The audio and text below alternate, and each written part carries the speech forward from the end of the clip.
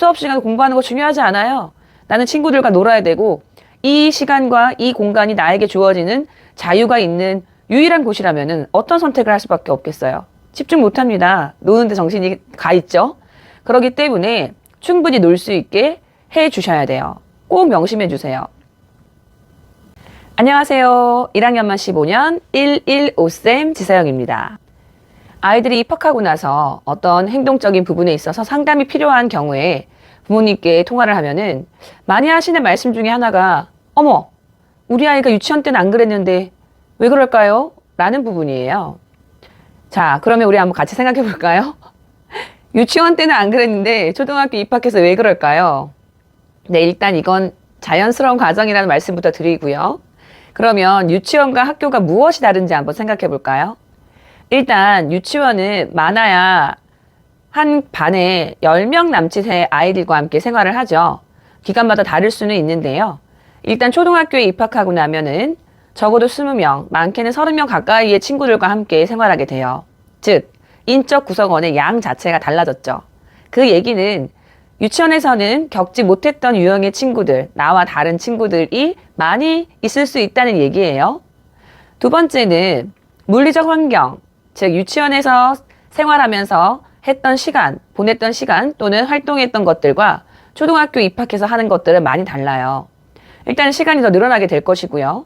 두 번째는 활동하는 내용 면에서도 유치원에서는 조작 활동을 중심으로 한 놀이 형태의 활동들이 많았다고 하면은 초등학교에 입학해서는 아무래도 학습적인 양이 비중이 더 늘어날 수밖에 없어요. 네, 학습적인 준비가 덜 되어 있는 친구라면은 또는 학습적인 것에 익숙하지 않은 친구라면은 학습적인 활동들을 해야 되는 수업 시간이 부담으로 다가올 수도 있어요. 물론 1학년의 학습 수준이 유치원에서 학습을 하지 않았다고 해서 못 따라간다거나 활동을 하지 못한다거나 하는 건 아니에요. 절대로. 그런데 아이가 상대적으로 느끼기에 내가 유치원에서는 활동을 하거나 하는데 어려움이 없었다고 생각을 하다가 내가 잘 모르는 것들, 내가 해보지 않았던 것들의 활동들을 하게 되면은 상대적으로 내가 못하고 있다거나 어렵다고 느낄 수 있다라는 거죠. 즉, 환경이 달라져서 생기는 부분이라는 말씀을 드려요. 그리고 세 번째로 체크해 보아야 할 부분은 이제 초등학교에 입학을 했다고 갑자기 학습을 해야 되는 양이 늘어난 건 아닌가 한번 확인을 해 주세요. 유치원 때까지는 신나게 놀았는데 학교에 입학을 하고 나서 갑자기 학교 플러스 학원이나 기타 사교육 등으로 아이가 놀이를 하면서 보내야 되는 시간보다 학습을 하면서 보내야 되는 시간이 총량이 더 많아지진 않았는가의 부분이에요. 제가 다시 한번 말씀드리지만 아이들은 인풋과 아웃풋이 아주 정확합니다.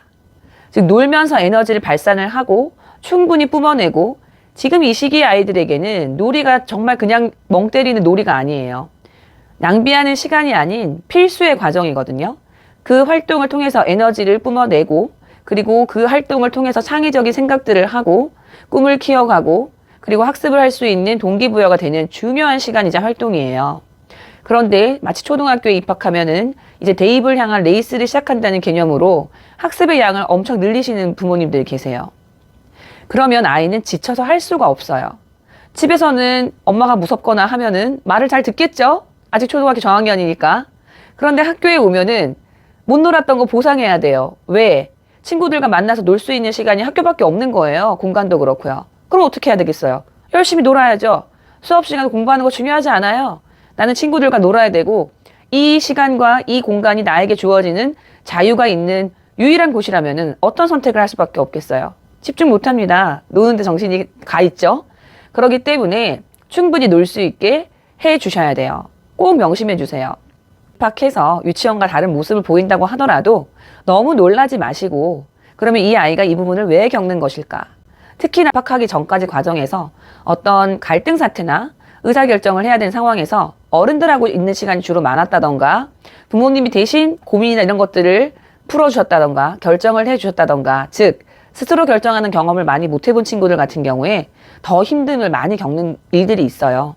그러니까 지금부터라도 자녀가 아파하는 것을 대신 아파해 주시려고 하는 게 아니라 자녀가 그것을 스스로 슬기롭게 극복할 수 있도록 옆에서 지켜보시면서 조언을 해주시는 게 중요할 것 같아요. 감정은 안아주시고 결정은 대신 내리는 게 아니라 아이가 방법을 찾아야 한다는 겁니다. 오늘 영상 도움이 되셨다면 구독, 좋아요, 알림 설정 부탁드립니다. 아이들과 부모님이 행복한 그날까지 함께 하겠습니다. 다음 시간에 만나요. 안녕!